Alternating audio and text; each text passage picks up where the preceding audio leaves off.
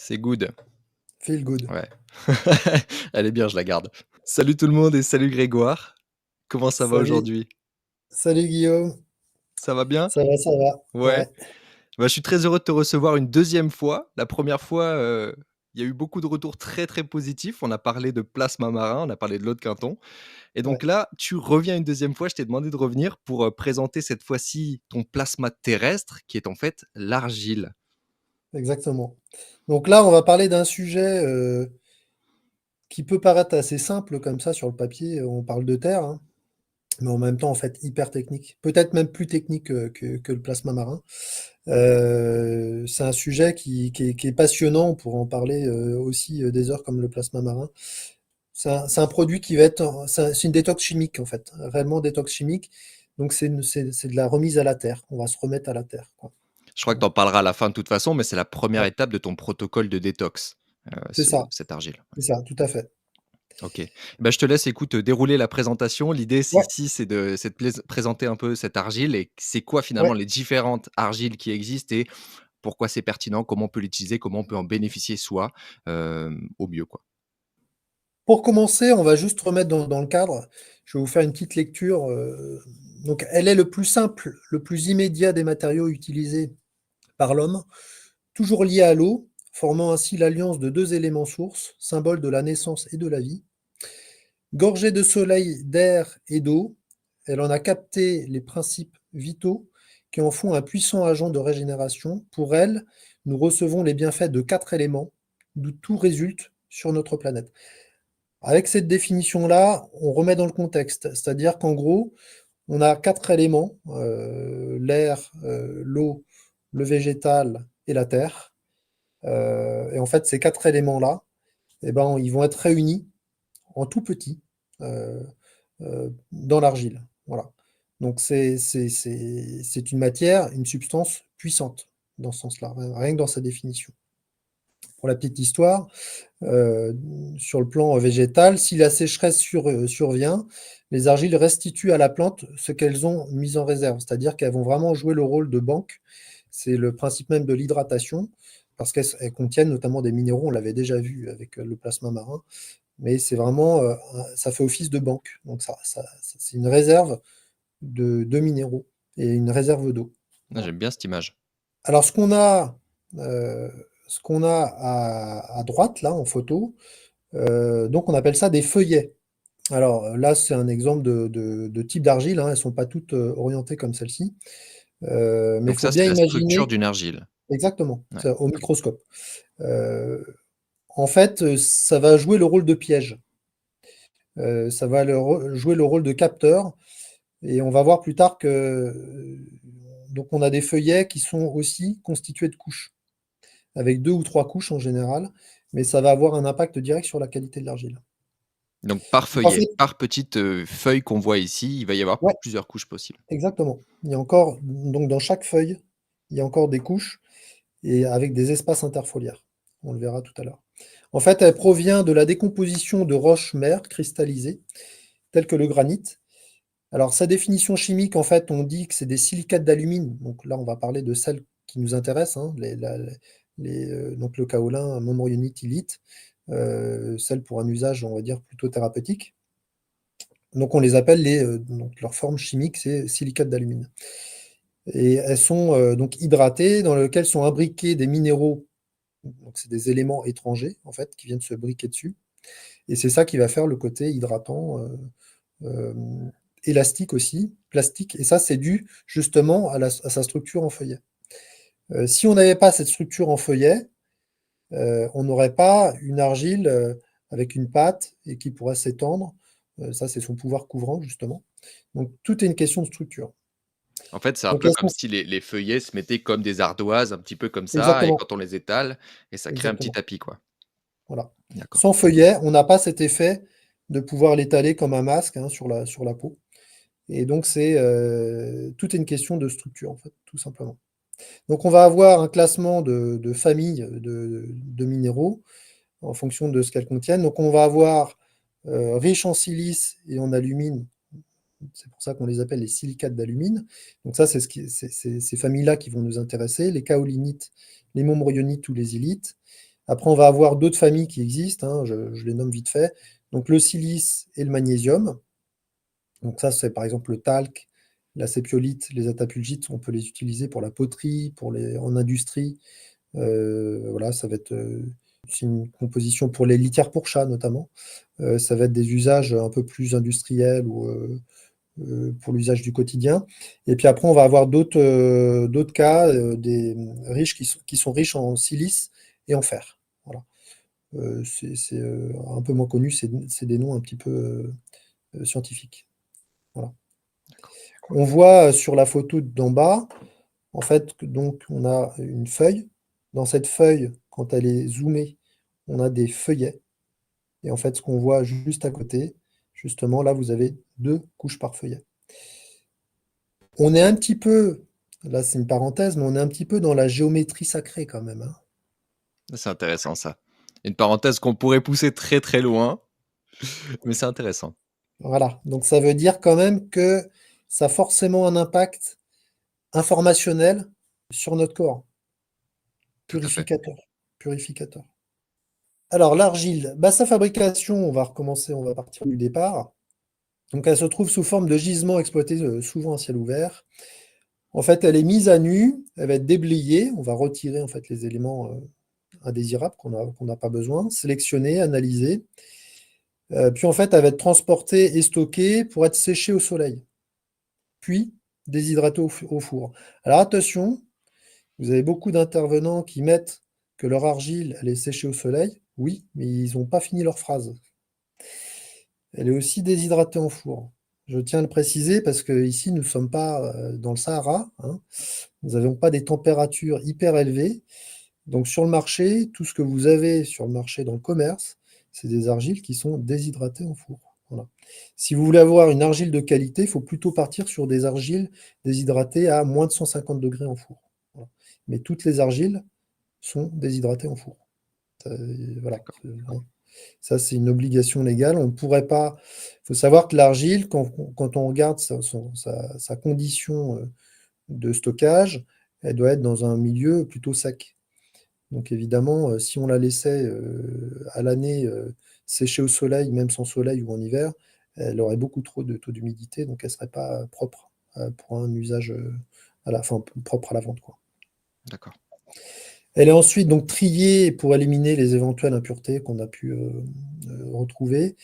Et puis après, elle va être broyée. Alors, on va la broyer de différentes façons. C'est ce qui va faire sa granulométrie. Évidemment, plus on va la broyer, plus elle sera chère, hein. C'est logique, hein, il y a plus d'énergie dépensée, donc son coût dépend aussi forcément de sa granulométrie. Donc on va commencer par les argiles les moins broyées. Donc ça va être l'argile concassée.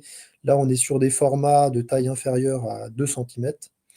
Et là, on est sur, c'est ce qu'on voit dans le commerce, dans les gros sachets, souvent en 5 kilos, voire plus. Et là, c'est uniquement utilisé pour faire des cataplasmes. En gros, ces petits cailloux-là dans un bol, on met un peu d'eau, on attend un petit peu, puis ça va, le cataplasme il va se faire. J'y reviendrai tout à l'heure. Après, on va avoir les argiles semoulettes. Donc ça, c'est des tailles inférieures à 2 millimètres. On va avoir les argiles fines entre 0,05 et 0,5 millimètres. Donc là, ça va être souvent utilisé en cataplasme ou en emplâtre. Elles fondent rapidement.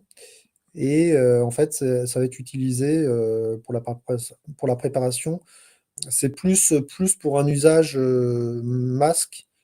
Voilà. Pas vraiment boisson. Pas vraiment usage interne. OK. Après, on va avoir les argiles surfines. Donc là, on est sur des tailles entre 60 et 77 microns. Et donc là, on va dire que c'est l'argile la plus vendue en sac d'un kilo en général, ou 300 grammes même. Et là, on va être sur des utilisations soit masque, soit en plâtre, voire cataplasme, ou en usage interne. En fait, c'est un peu le couteau suisse celle-là finalement. C'est celle qu'on voudrait Oui, c'est avoir tout ça. le temps, C'est voilà. la plus hétérogène en Ouais. termes d'utilisation. Ouais, ouais. Et après, on va avoir l'usage, alors ça, c'est un peu plus récent, l'usage enfin, en version ultra ventilée, où là, on est sur des tailles inférieures à 20 microns. Donc, c'est des souffleries, hein, on va essayer de récupérer avec un aspirateur. toutes les microparticules. Et là, on va être sur des usages, soit masque, pourquoi pas, mais c'est surtout usage interne. Voilà. Alors là, je vais vous montrer justement. J'ai mis. Attends, je vais essayer de te mettre en plus gros. Ouais. Voilà, c'est bon. Donc là, vous avez un exemple. Ça, Recule-le c'est un une petit peu. surfine. Recule-le un petit peu. Ouais, nickel. Là, vous avez un exemple de surfine et puis de smoulette. Ouais, Voilà. donc c'est un peu plus gros sur la droite. Et Voilà. là, vers toi, c'est la surfine, donc beaucoup plus fin. C'est C'est vrai ça. que, bon, là, avec la qualité de l'image, peut-être qu'on ne distingue pas très très bien, mais c'est très intéressant. Voilà. Ouais. Moi, celle que je propose, c'est la surfine, donc celle de gauche. Mais là, par exemple, c'est exactement la même argile, hein. Oui. Sauf que la granulométrie n'est pas la même et la couleur n'est pas la même, comme on a pu le voir. Alors après, donc là, on va rentrer un peu plus dans le détail et dans la partie un peu technique. En fait, les argiles, elles ont des propriétés et donc différentes couleurs. Donc la première des propriétés, donc elle est absorbante. Tout le monde connaît le terme d'absorbant, donc c'est un phénomène physique et chimique dans lequel un corps est imprégné par un autre. C'est l'image d'une éponge en fait, hein, qui va. Donc il y a un autre corps qui va s'imbriquer dans l'éponge. Et donc c'est un système de. Enfin, ce dernier étant retenu par la puissance de la capillarité.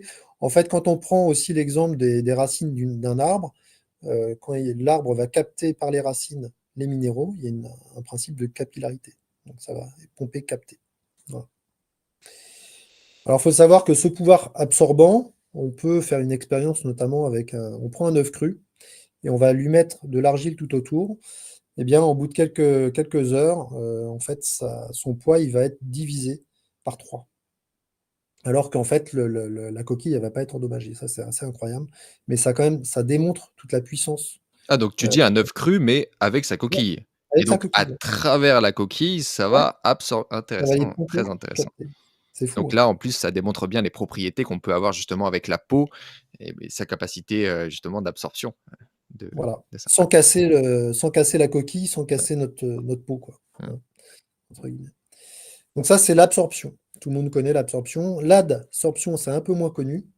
Ça retient les molécules à la surface d'un solide. En gros, c'est un effet aimantant. Donc ça va capter, ça va coller. Voilà. Et donc les argiles, elles sont constituées d'une propriété adsorbante. Donc à l'ensemble de vapeurs c'est l'exemple justement des vapeurs de friture. Donc en fait, les vapeurs, elles vont être piégées par un filtre à charbon actif. Et ça va avoir un effet donc collant. Qu'est-ce qui se passe en fait? L'argile, elle est chargée plutôt négativement et elle va attirer à elle en fait des particules chargées plutôt positivement. Et donc on appelle ça un échange cationique, j'y reviendrai tout à l'heure. Et donc ça va aller donc capter les éléments impurs, les toxines. Et pour ça, il faut de l'eau. S'il n'y a pas d'eau, il n'y a pas d'effet adsorbant. Voilà. Donc ça, c'est la deuxième propriété. La troisième, elle va avoir donc un pouvoir couvrant. Pour la petite histoire, l'argile a un pouvoir couvrant qui va être plus puissant que le charbon actif. Même si le charbon actif, il a aussi une propriété adsorbante et absorbante, donc son pouvoir couvrant de l'argile est beaucoup plus puissant. Quand on dit pouvoir couvrant, ça va être donc c'est un phénomène physique, on en parlait tout à l'heure justement avec les histoires des feuillets. Euh, plus on a de feuillets et de couches, et plus on va pouvoir étaler l'argile. Alors pour l'exemple, les smectites, c'est les championnes pour ça. Smectite ou bentonite, elles ont un pouvoir couvrant qui va être puissant. 1 gramme de bentonite, ça fait 100 mètres carrés de surface. On met toutes les particules les unes à côté des autres d'une bentonite, ça vous fait 100 mètres carrés de surface. Pourquoi on dit de boire 3 grammes de bentonite dans un verre? C'est parce que notre flore intestinale, elle fait 300 mètres carrés. C'est super intéressant ça. J'avais pas C'est juste l'info. ça. C'est là, ouais, intéressant. C'est juste ça. Ouais. Voilà. Et alors, pour ceux, on va en décevoir plus d'un, c'est que c'est pas la qualité, c'est pas la couleur de l'argile qui fait sa qualité, malheureusement. Et Dommage, oui. c'était facile. Bah oui. Mais c'est pas la couleur, c'est pas l'argile verte qui fait qu'elle sera meilleure qu'une autre. Non. Non, non. L'argile, la couleur de l'argile, elle est due à l'oxydation du fer. Donc, si on a peu de fer, ou pas du tout de fer, comme le kaolin, eh bien, en fait, on va avoir une teinte plutôt blanchâtre ou beige clair, comme l'argile que je vous ai présentée sur papier. Si on a du fer ferreux, donc c'est un type de fer, hein, on est sur du F2+, donc c'est des électrons en moins, en fait, 2 électrons de moins. Ça va être une teinte plutôt verte, et si c'est un fer ferrique, on a retiré 3 électrons, en fait, on a une teinte qui est plutôt rouge. En fait, on peut retrouver toutes les couleurs de l'arc-en-ciel dans les argiles, mais ça, c'est uniquement dû à l'oxydation du fer. Ce n'est pas ça qui fait sa qualité, Mmh. c'est sa structure. En France, on a beaucoup d'argiles vertes, c'est vrai, mais il existe aussi d'autres argiles. Alors, on va s'intéresser aux argiles, les 3 principales argiles dans leur version thérapeutique. La montmorillonite, donc elle, ça va être la plus hétérogène en termes d'utilisation. Elle a une capacité d'adsorption qui est assez exceptionnelle. Et elle est constituée de feuillets, très souvent en 3 couches par feuillet, j'y reviendrai tout à l'heure. Et le fait que ces feuillets soient désordonnés, il va y avoir des espaces interfoliaires. Ce qui fait qu'en fait, elle va être beaucoup plus absorbante et adsorbante en même temps. Voilà. Et ça démontre bien justement que c'est parce qu'il y a beaucoup plus d'espaces interfoliaires qu'on va avoir un effet thérapeutique qui sera plus puissant. Et ça, c'est tout le principe des montmorillonites. Alors, on les appelle aussi des smectites. En fait, c'est comme si la montmorillonite, l'hélite, le kaolin, c'était des bases argileuses. Et puis après, vous avez des familles. Bah, les smectites, c'est des montmorillonites majoritaires. Si vous avez 51% de montmorillonites, c'est de la famille des smectites. Voilà. C'est un peu technique, hein, mais je vous Ah ouais, en parle quand même. c'est très intéressant. Au moins tu comprends, d'où vient le smecta aussi. Voilà, voilà. La smecta, c'est une montmorillonite majoritaire. Voilà. Exactement. Donc la montmorillonite peut donc capter pour évacuer donc tous les corps indésirables et les toxines. Elle a une capacité d'échange cationique, donc en fait, il y a des échanges d'ions positifs et d'ions négatifs qui vont se faire. Et donc elle permet d'aller piéger toutes les grosses molécules organiques. Donc elle va être très désintoxicante, reminéralisante, absorbante. Et donc on peut l'utiliser autant en usage interne qu'externe. Après, la plus courante, enfin, elle est aussi courante, hein, la montmorillonite, mais l'hélite, elle est très courante sur le marché. C'est un peu le bas prix, enfin, voilà, c'est le prix de base. Elle colle beaucoup à la peau, elle est utilisée beaucoup en usage externe. Alors elle, sa première vertu, c'est qu'elle est absorbante, hein, comme une éponge, mais comme elle est très absorbante, elle va aller pomper l'eau, les molécules d'eau. Donc elle peut être asséchante. Alors on va uniquement l'utiliser en cataplasme. Moi, je déconseille de faire des masques avec, vous allez avoir une peau rouge après, donc c'est pas forcément adapté. Vous pouvez en faire l'expérience, mais voilà. Donc l'hélite, elle est très absorbante, c'est ce qu'on trouve beaucoup dans le commerce quand vous voulez acheter du concassé, c'est souvent de l'hélite, 100% hélite. Voilà. Et après, on va avoir du kaolin. Alors le kaolin, kaolinite, elle est née de la décomposition de roches granitiques. Elle est constituée de 2 couches, silice et alumine. Et alors elle va avoir une action très antibactérienne, anti-inflammatoire, elle a un pH plutôt alcalin, cicatrisante. On va surtout l'utiliser soit en interne, pourquoi pas, elle protège la muqueuse, ou en usage externe, et là c'est souvent en masque. Sa première des fonctions, c'est qu'elle va être très douce en fait, elle va amener une douceur, un pH plutôt alcalin, et elle va notamment limiter tout ce qui est fermentation. Et je Voilà. précise, en interne, ça veut dire qu'on va la consommer. Voilà. C'est vrai que c'est pas forcément transparent Ouais, pour tout le monde, mais voilà, ça veut ouais. dire, on va la boire. Je vais y revenir tout à l'heure, on appelle ça la géophagie. Alors, les argiles, en fait, l'argile, c'est une véritable détox chimique, comme je disais. C'est un antipoison. Alors, pourquoi de nombreux rois et reines l'utilisaient dans leur alimentation? Tout simplement parce qu'en fait, ça neutralisait les éléments toxiques. Quand vous avez euh, un gros problème digestif, votre chien qui a pris un poison, vous lui donnez de l'argile, très rapidement. En fait, il va y avoir donc un échange cationique qui va faire qu'on va neutraliser les éléments toxiques qui n'ont pas à être là. Si vous prenez n'importe quelle eau même de l'eau des égouts. Vous mettez un peu d'argile dedans, vous attendez juste que l'argile tombe au fond du verre, c'est ce que dit notamment Jade Allègre, grande spécialiste de l'argile, doctoresse. Et ben, en fait, vous allez avoir une argile qui va être considérée comme propre à la consommation. Voilà. Elle aura peut-être le goût des Donc, égouts, je ne dis pas, mais par contre, elle sera inoffensive. C'est-à-dire que le poison, vous allez l'ingurgiter, mais il sera devenu neutre. Voilà. Donc, il y a une expérience qui a été faite avec un prisonnier en Allemagne. Il a été condamné à mort et on lui avait donné donc, un poison pour le condamner à mort, du chlorure de mercure. Et il avait pris en fait des pastilles d'argile. En fait, on s'est rendu compte que donc, le prisonnier a survécu. Et ça, c'était dû justement donc, aux pastilles d'argile qui l'avaient protégé. Antibactérien, antigerme, il faut savoir que l'argile, elle va avoir, en usage interne, un effet de filmer, d'amener un tapis au niveau de la flore intestinale.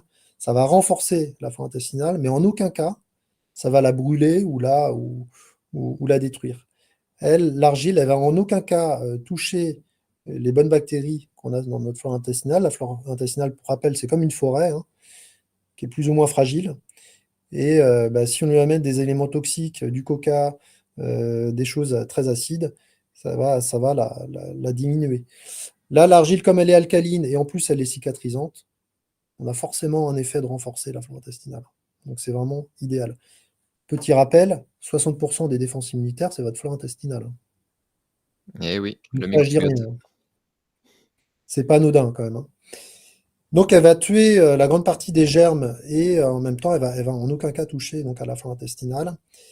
Alors par contre, évidemment, si on prend des antibiotiques, elle va les attaquer. Justement, ça peut être une bonne réponse aux antibiotiques. Antivirus. Alors pourquoi antivirus? Ben, on est sur le même principe, hein, c'est-à-dire qu'on va renforcer la flore intestinale. On a une porosité intestinale, on a des trous. En fait, les mauvaises bactéries, les virus peuvent passer à travers. C'est une passoire. C'est-à-dire pour ça que quand on est malade, souvent si on a pris des laitages qui sont encrassants, on amène une acidité, on crée des trous, hein, là, on va boucher les trous avec de l'argile. Donc ça va limiter les agressions, tout simplement.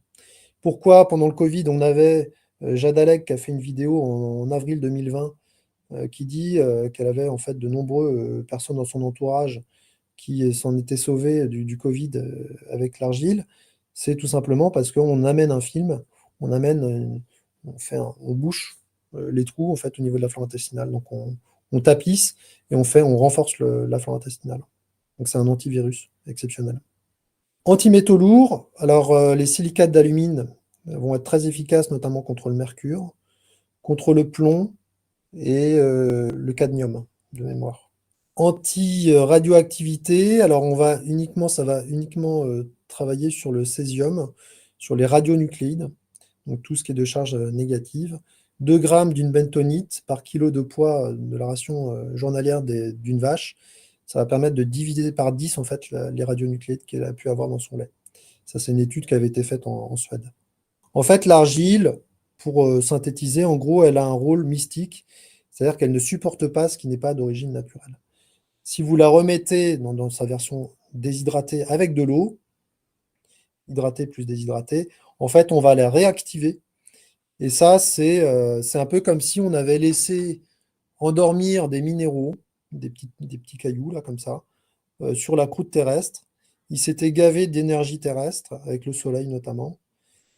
Et en fait, le fait de les réactiver avec de l'eau, ça va nous donner une information qui n'a pas à être là. En gros, tout ce qui n'a pas à être dans le corps, ça va le neutraliser, quoi, tout simplement. Et là, du coup, on pourrait pousser sur, la géométrie sacrée et tout ce que ça cache en termes Exactement, d'informations de l'organisme. Mais on le fera pas dans cette vidéo, ce serait un peu c'est trop ça, long. un peu trop long. Mais il faut bien comprendre qu'elle, c'est une tête chercheuse, en fait. Elle ne Mmh. supporte pas ce qui n'est pas d'origine naturelle. Et comme on l'a vu au départ avec le schéma, elle piège, en fait, hein. Elle a ses feuillets qui vont piéger les éléments qui n'ont pas été là. En termes de bienfaits, donc, pansement universel, ça tout le monde connaît, c'est hyper cicatrisant. Nettoie, fortifie la peau, donc on peut faire des masques en cosmétique. Régulateur, c'est plutôt un régulateur hormonal d'ailleurs. Anti-inflammatoire, on est sur des pH très alcalins. Moi, l'argile que je propose, on est entre 8 et 9 de pH. Fortifie les os. Donc là, on peut faire des cataplasmes. Je vais y revenir tout à l'heure. Apaisant. Alors ça, c'est très intéressant. Vous pouvez faire des bains d'argile. Vous mettez 2-3 verres d'argile dans votre bain. Ça va purifier l'eau du bain.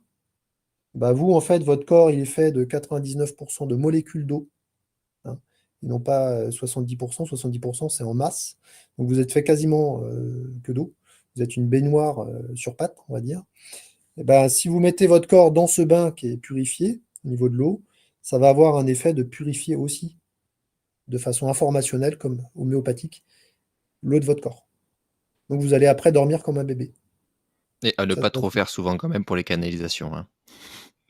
Oui, alors moi je le fais avec la surfine et j'ai pas de problème. Ah, très bien, Voilà. Mais très, très bien. tu fais bien de préciser. Ouais. Purificateur, ben, on l'a vu. Renforce le système immunitaire, on l'a vu, hein. Quand on a une porosité intestinale, on va boucher les trous, hein, l'effet passoire. Anti-odeur, ça c'est le principe aussi de la montmorillonite, elle va permettre justement d'aller capter, limiter les odeurs, les mauvaises bactéries qui sentent mauvais. Et puis en cosméto, on l'a vu avec les masques. 3 types d'usages. On va avoir l'usage interne. Alors, donc on va mettre 3 grammes d'argile dans un verre, toujours avec une cuillère en bois. On parlait tout à l'heure de charge électrique. Si on prend une cuillère en métal, ça va décharger l'argile. Donc elle n'aura plus aucune fonction. Ça serait un peu dommage. On va donc plutôt partir sur du bois, voire du plastique. Et on va mettre dans un verre et on va boire. On peut la laisser un quart d'heure si on veut. On mélange et on boit l'ensemble. Le fait de boire l'ensemble, ça va cicatriser beaucoup plus. Vous pouvez boire le lait d'argile si vous voulez, notamment pour les gens qui ont des médicaments, etc. Je vais y revenir. Mais il faut l'adapter au terrain, c'est toujours pareil. Plutôt le soir, c'est un peu moins constipant le soir. La constipation, elle est due souvent une alimentation qui va être trop grasse. Voilà. Donc ça va dépendre de notre alimentation. Alors évidemment, puisque l'argile, c'est une tête chercheuse et qu'elle ne supporte pas ce qui n'est pas d'origine naturelle, on va forcément la prendre loin de tout élément, traitement chimique, médicaments et contraceptifs, hein. J'aimerais pas que vous reveniez me voir, mesdames, dans 9 mois. On va dire, ah, c'était sympa ton argile. Voilà. Euh, donc on va plutôt la prendre le soir. Ça, c'est pour l'usage interne. Après, alors, un usage qui est beaucoup moins connu, l'usage en cuisine. Si vous prenez donc tout ce qui va être légumes racineux, comme les pommes de terre, euh, les betteraves, les carottes, elles peuvent être constituées de métaux lourds ou de tanins pour les pommes de terre. Eh ben, il suffit de tremper avec de l'argile ces éléments-là, ces aliments-là, et ça va permettre justement de limiter euh, tout ce qui est métaux lourds ou le tanin. Très, très efficace. Souvent, quand on a du mal à digérer les pommes de terre, c'est souvent lié à ça. En usage externe, donc on va faire des cataplasmes, tout le monde connaît. On va faire notre petite bouillabaisse avec de l'eau de source ou de l'eau, n'importe quelle eau, même c'est pas très grave. Donc avec des morceaux d'argile ou en version surfine. Et on va laisser reposer un quart d'heure. On fait une pâte donc lisse et on va mettre ça dans la zone en question, donc sur des blessures, des ventes, des douleurs, articulations, etc. Ça, c'est super pertinent, justement, toujours avec soi. Enfin, personnellement, en tout cas, j'ai toujours un petit peu de ton argile sur moi, une petite fiole de ton argile, que j'emporte partout si jamais je Ah, me coupe, je me toujours. fais mal ou quoi. Comme Ouais. ça, hop, on met, sur la blessure ou sur la contusion si jamais on s'est pris un coup, quoi que ce soit, c'est super efficace. Donc j'ai toujours ça, dans mon sac.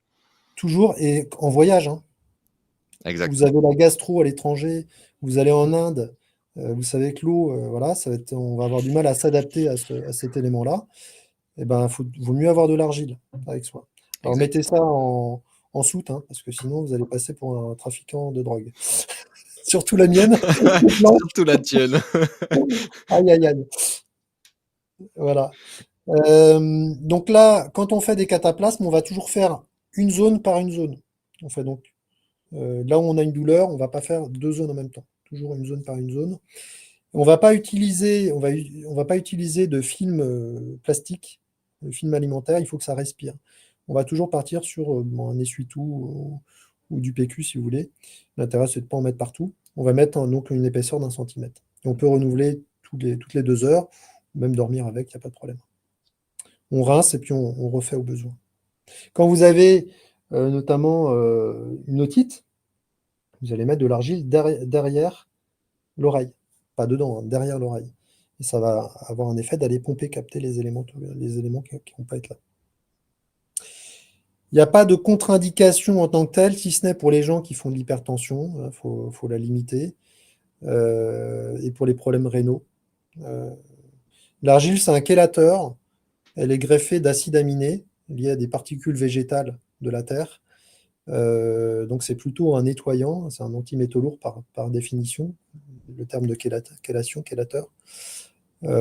Par contre, en termes d'assimilation, elle va être un peu moins assimilable quand même que l'eau de mer notamment. Parce qu'on est dans une forme poudre et non pas liquide. Alors, quelle argile choisir? Ben, il y en a qui vont me dire, ah, les argiles vertes. Non. Et on a vu que non. Encore une fois, voilà. Encore une fois, ce n'est pas la couleur de l'argile qui fait sa qualité. Donc la qualité intrinsèque des minéraux argileux sont en fait basés sur 2 propriétés.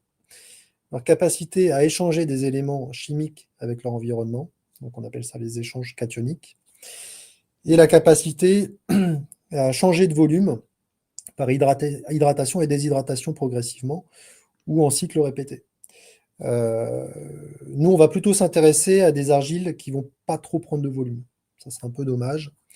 Et ben, on va s'intéresser aux bentonites. Les bentonites, en fait, c'est une terre minérale particulière qui s'est formée en fait par un climat humide à partir de l'altération de cendres volcaniques et d'autres matériaux volcaniques, et avec l'influence aussi d'eau de mer et de matière organique. Donc ça vous donne une argile qu'on pourrait appeler d'ailleurs colloïdale, parce qu'elle a une structure originelle très particulière à base d'eau de mer, de matière organique et de cendres volcaniques. Ça vous donne forcément quelque chose d'assez exceptionnel. En France, vous n'avez qu'un fournisseur. Les carrières Lafort, ça vient de Dordogne.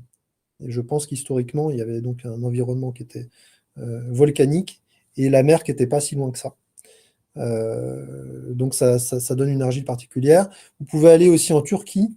En Turquie, sur les bords de la mer Noire, comme par hasard, vous avez des bentonites. Voilà. On n'en trouve pas partout. Vous en avez aux États-Unis, en Grèce, en Turquie, en France, la seule en France. Il me semble peut-être aussi en Allemagne. Mais c'est des argiles qui sont relativement rares.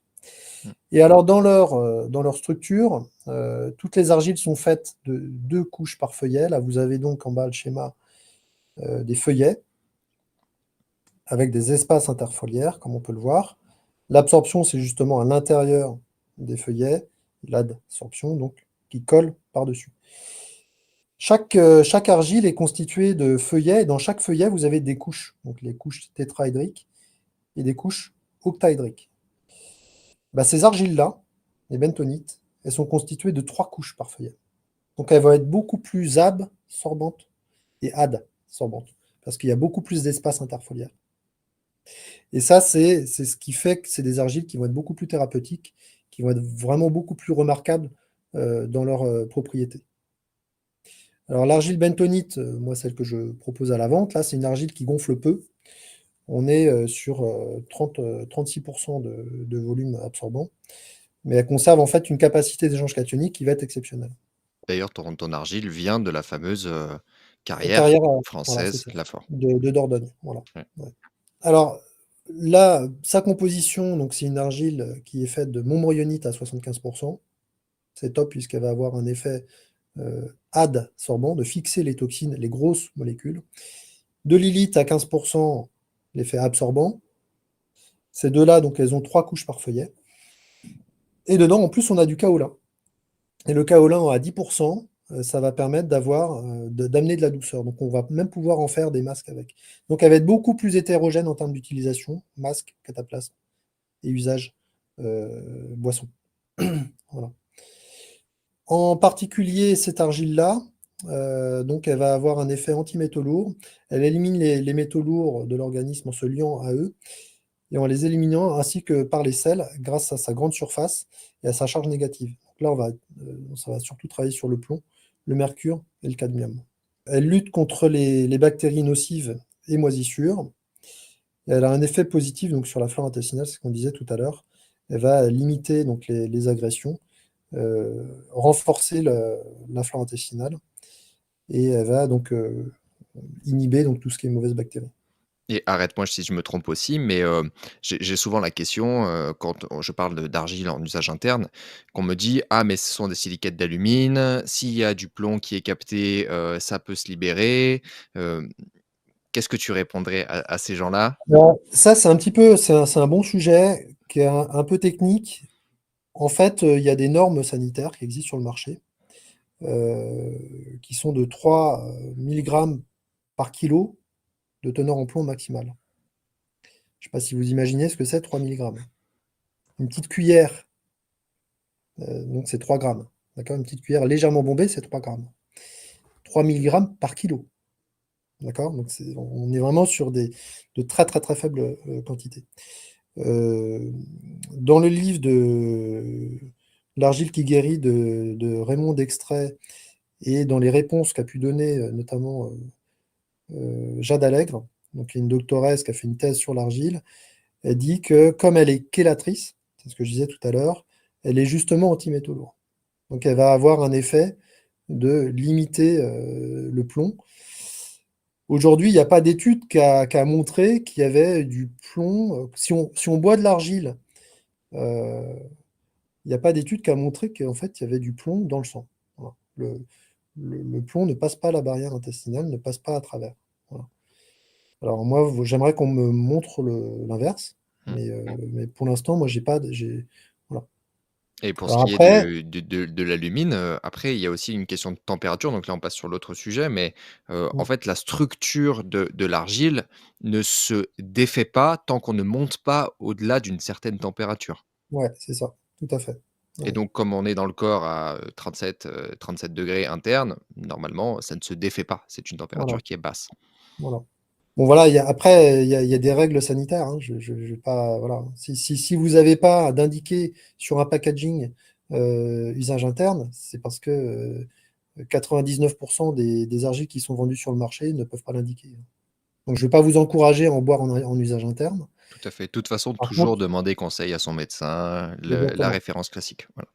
exactement. Là, vous retrouvez justement des références. Alors vous avez Marie-France Muller, donc le livre Quelle santé de fer, ou Minéraux et oligo-éléments colloïdaux. Ça, c'est un livre assez exceptionnel. C'est le même livre, hein, si ce n'est que ce n'est pas la même édition. C'est là-dessus que je m'étais basé mes travaux, notamment en partie sur le plasma marin. Jade Allègre, donc sa thèse. Alors, c'est un peu technique, mais pour ceux qui, vous pouvez la Qui retrouver est très intéressante. facilement. Ouais, ouais. Vous pouvez la retrouver en ligne. Elle a fait pas mal de vidéos, et vous pourrez retrouver aussi son, sa thèse. Vous avez Marie-France Muller, sur lequel je me suis basé aussi pour ces travaux. L'argile facile, un petit bouquin. Vous avez une Bible, c'est L'argile qui guérit de Raymond Dextrait, qui est une base de travail, où là, on va plutôt parler en usage externe, en cataplasme. Ouais. Et après, vous pouvez retrouver aussi sur mon site, donc, quelle argile choisir, pour trouver un certain nombre d'éléments qu'on a pu déjà travailler ensemble. On parlait tout à l'heure du protocole que j'ai mis en place. Donc là, vous retrouvez, en fait, on le détaillera un peu plus tard, parce qu'on va refaire une vidéo sur la sève de bouleau dans sa version lacto-fermentée. Tout à fait. En fait, vous avez donc l'argile bentonite. On va prendre ça plutôt le soir avant de se coucher, donc 5 grammes dans un verre avec de l'eau. 3 grammes, pardon. On remue, on boit l'ensemble. Ça va permettre de cicatriser la flore intestinale, antichimique, drogue, métaux lourds, médicaments.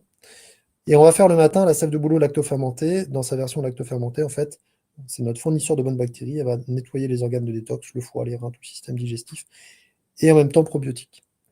Donc avec ces deux éléments-là, en fait, on va bichonner la flore intestinale, c'est plus de 60% des défenses immunitaires. Et quand on a fait ça, après, on va se reminéraliser. Et là, maintenant, vous connaissez l'eau de mer, toujours diluée avec de l'eau. Là, on est sur une détox cellulaire. Et ça va permettre de nettoyer les cellules. Donc on amène tous les minéraux pour notre corps, toujours à 25 % en dilution, et ça, on peut en prendre à vie. Voilà. Les 2 premières, c'est plutôt une utilisation spot, mais Des mais cures. voilà, des cures. La 3e, l'eau de mer, c'est plutôt, au quotidien puisque c'est un super aliment. C'est comme si je vous disais: «On va arrêter de manger de la salade». Bah, non, non, en fait, vu qu'il y a une photosynthèse, en fait, on peut en prendre en quantité, quoi. Très intéressant tout ça. Merci beaucoup Grégoire, merci beaucoup pour cette présentation. Ça fait toujours plaisir, de t'avoir parce que c'est vrai qu'avec tes petites présentations bien faites, ça explicite très, très bien les choses. Je vous mets Tout à fait. évidemment dans la description, ton argile et donc l'argile de Je te Grégoire pour Voilà, vous qui je te regardez la cette montre. vidéo. Voilà, Alors là, elle est un petit peu, d'usage, plutôt cataplasme, on va dire. tu l'avais Limite, faite un petit peu avant, tu l'as laissé poser, du coup c'est automatiquement ça, ça s'est formé. voilà. Donc là, elle est blanche beige et on peut le voir, en fait, la différence. Elle change de Attends, couleur d'ailleurs je vais avec, te mettre en plus grand. Voilà, voilà, et on voit la différence, hein, dès qu'elle est, en fait, avec de l'eau, on voit la différence de couleur. automatiquement beaucoup plus Ouais, crémeux, beaucoup. plus léger en couleur. Ouais. Donc voilà, je mets tout ça dans la description. Hésitez pas si vous avez des questions pour Grégoire comme pour le plasma marin, hésitez pas à poser tout ça dans les commentaires. Il prendra le temps de vous répondre quand il aura un petit moment. Je ferai de même. Et puis voilà, j'espère que cette vidéo vous aura plu. Merci encore à toi Grégoire, c'est toujours un plaisir comme je disais. Avec plaisir. Et puis moi je vous dis surtout à la prochaine.